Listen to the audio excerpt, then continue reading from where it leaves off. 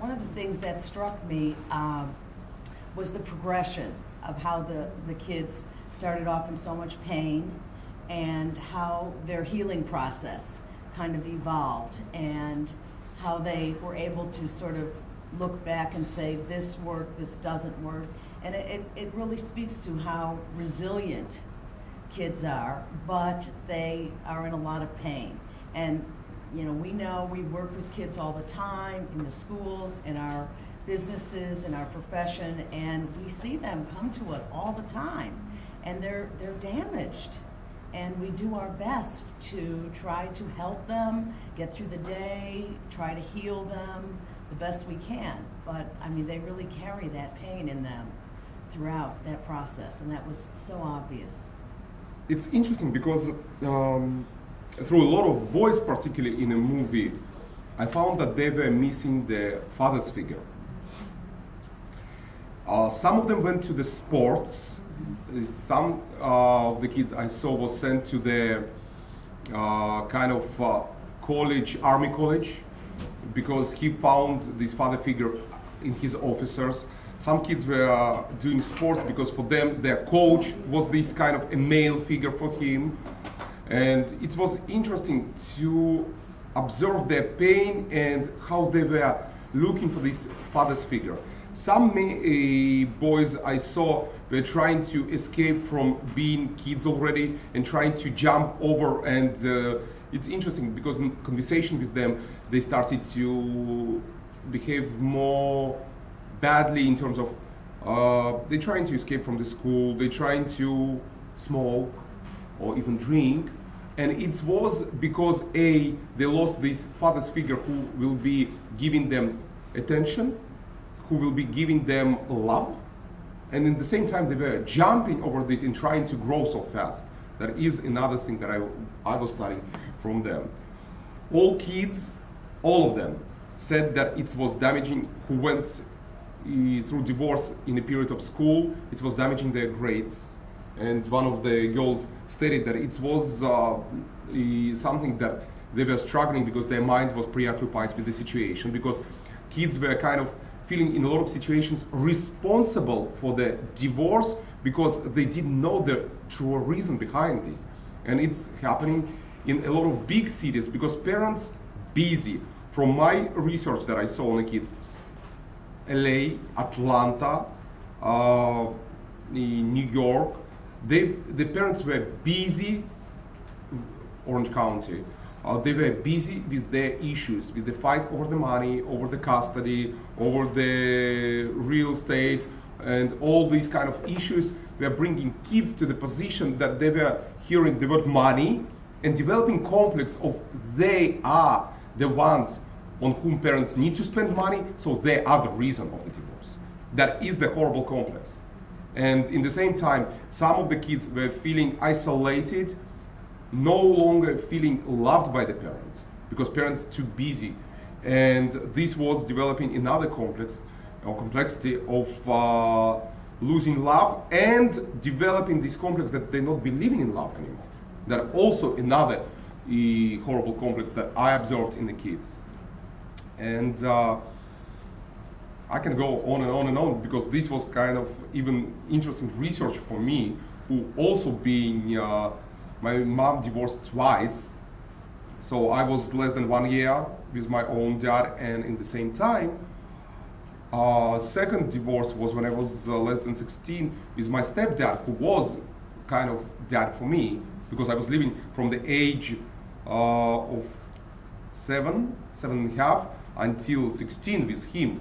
And most of the education, most of the things around was given by him to me.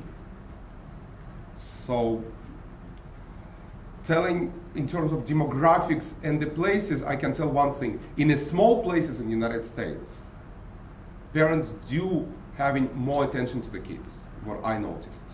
In the smallest cities, parents do kind of trying to put kids in a position that they will be knowing what's happening, they will be talking to them, they will be trying to explain the situation than the bigger cities. In the bigger cities, parents too busy with their lives and with the drama, and they're literally locked in their drama. This is what I kind of studied. I think they touched on it in different ways. The boys going towards sports, missing their fathers, the girls feeling for their mothers, feeling the pain of their mothers. But I think our kids now are so much more sophisticated, and they grow up so fast, and they're exposed to so much out there on the internet and what's out there for them, that I think they're much more evolved in their thinking. So they may see their parents as equals, even though the fighting has stopped and their parents have, like you said, 2 separate houses, but I think they probably feel kind of equal. They miss the mother, the nurturing, they miss the father, the sports, the palling around, but I think it's sort of equal. I think it's equaled out more as our kids have become more sophisticated and more, knowing what's out there and what to expect. I think in the movie, actually, the girls were showing more love towards the mother, and the boys were kind of showing their sympathy and kind of this element that they're relaying more into the father because it's a male figure for them. It's shown, but I not try to put any kind of stressing in a movie towards one parent or another. I try to make it as unique as possible because this movie have a lot for the kids. And I'm not trying to make kids who are going to be watching this movie kind of to go and say, okay, these kids going towards the father or towards the mother, so I need to do the same thing. I try to keep it natural and unique, that each child can see various situations and choose what is right and wrong for himself. The answer is very simple. A, the parents under any circumstances not allowed to show fighting situation for the kids. They need to show that they're still loving kids and love is exist. If you do want your kids believe in love, you need to show that love is exist, and it's just the difference between parents. This is why you are splitting. You are 2 different personalities that can be much more happy, and it's just not right match, but the love is exist to show as much love for the kids and to prove it in reality, to give them this love, to show this love, and to allow them to believe that it's just a circumstances of differences between you what makes the marriage to separate.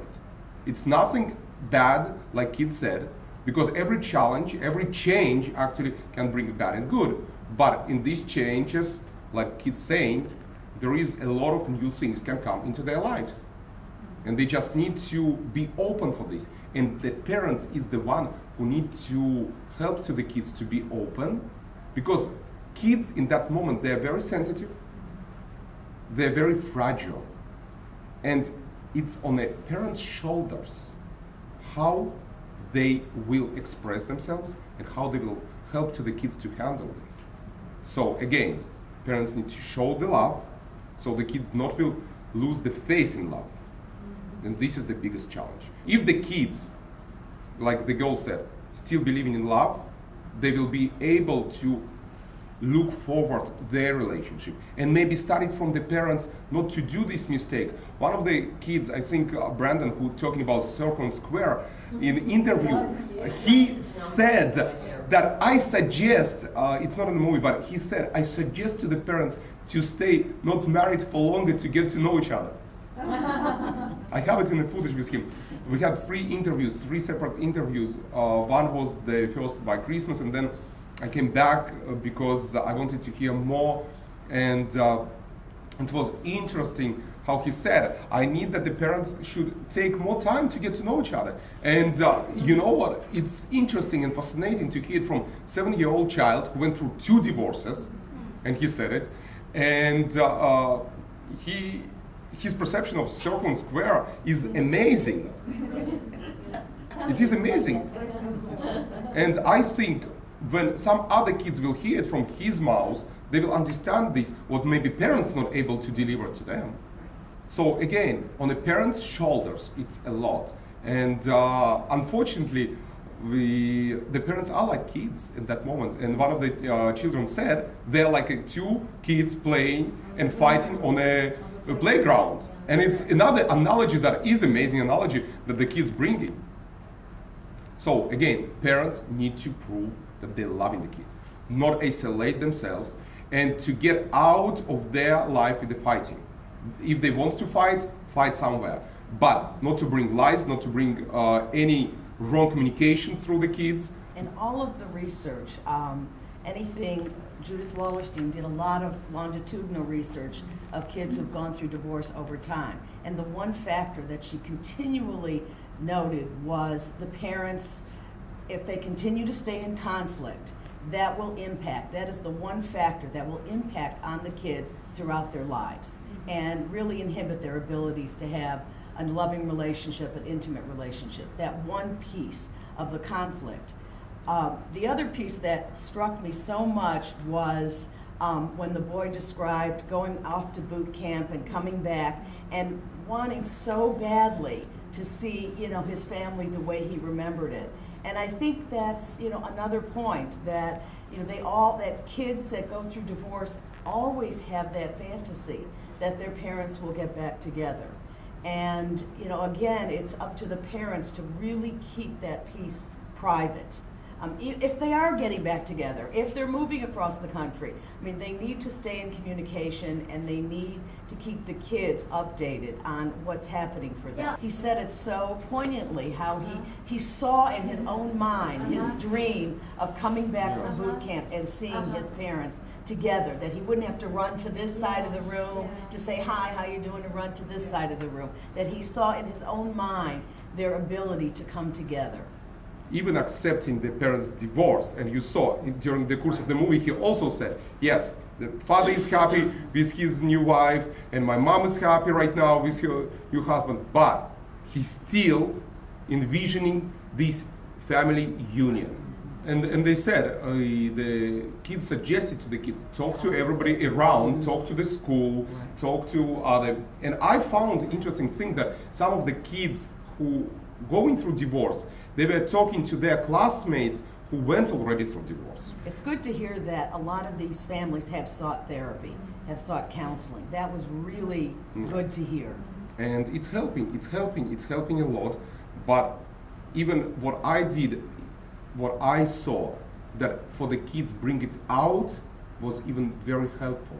When they sharing this, they bringing this pain out. Almost after every interview, I was asking them, how are you feeling? And they were feeling every time really good because they were sharing. A release.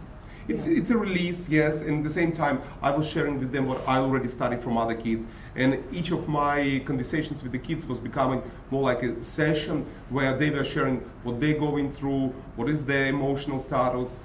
From like interview 10 and further, I had a lot of breakdowns during the sessions, during the recordings. We have a lot of situations where kids were crying and it was hard even to stop this. I had situations when literally we stopped the interview because girl was able to stop crying, and it was actually about the father. She was every second when she was going towards conversation about father, she was crying, and we stopped the conversation and we went totally different direction, and it helped me to kind of bring her back on track and maintain the more healthy conversation. It was very similar when I saw early clips of the work. My question was, who's doing the interviews, and what therapist did you work with to get this, to get the scripting going? And Evgeny shared with me that it was him, and it's very similar. I mean, engaging with them, tapping into their emotions, even as sometimes we push on people, to get them to share more information, and it is very similar. But I was it's wonderful. It's a teaching moment for all of us. But I do have some emotional moments that I was afraid to go further, and I was asking Gayle the question: should I, in my next interviews, I'm allowed to go more deep in their emotions when they're breaking down? Or I asked Harel, who was much more close to me in California, and was more kind of available in terms of timing to answer my questions during these situations, because I was traveling across the country and I had different kind of situations, and I was afraid in sometimes when the parents somewhere around and I'm going too deep with their emotions, should I not will be accused that I'm damaging the kids or doing something wrong, because I'm not a professional psychologist or psychiatrist. I'm just a person who is emotionally attached to the situation, because I've been there and I've seen a lot of kids struggling with this, and all of you guys gave me full support and said, no, allow them to break down and bring this pain, because evidently it's a pain that sits, and if you're allowing them to bring this pain, they will feel much more air that they can bring in and feel better. And it's true, it's worked this way. I'm planning to send each of them the DVD so they can watch other kids. And I think this is the main thing that I want them to see, and probably I will be in touch, because up until today I'm receiving emails from different kids who are asking questions about this process and about being ready to be interviewed on the camera. I had a situations when parents didn't want kids to be interviewed, and kids do wanted to share their experience. But again, I can't do anything against parents who don't want to bring their stuff, and their private lives. But in the same time, on our website, we even launched opportunity for the kids to ask questions, and the psychologist can answer the questions. So I'm trying to bring more and more things for the kids, because there is no thing that kids on their own without parents can find. And parents, when they're busy, they're not thinking about the kids. So the first situation during the divorce, when parents are busy, kids are lost. And there is nothing. Kids right now have access to the internet. So this is the perfect material for them to find and be able to watch or to study. Share. Yeah. And when schools have this or kids have access to this during the internet, this is the perfect thing, because the problem that kids isolated from the parents in the most cases of divorce right now. And like you said, Gayle, when she saw actually the final version, her quote, and we have it on the poster, that every family court should see it in this country. Yes. And you know what? Yes. When I was in Atlanta, Georgia obligates parents, before they finally concluding the divorce, to go through one day of the court where they seeing psychologist and family law attorney, and they seeing their kids' drawings and they talking about them. It's one day, but there is no such movie or something. And if they will be seeing something like this probably in the family courts, it will be doing a different job. And that's why the movie depicts the divorce in a positive way. Right. And a lot of kids said it's rather to have two happy parents under two separate roofs than two unhappy under one. And I heard this a lot, and kids openly sharing this.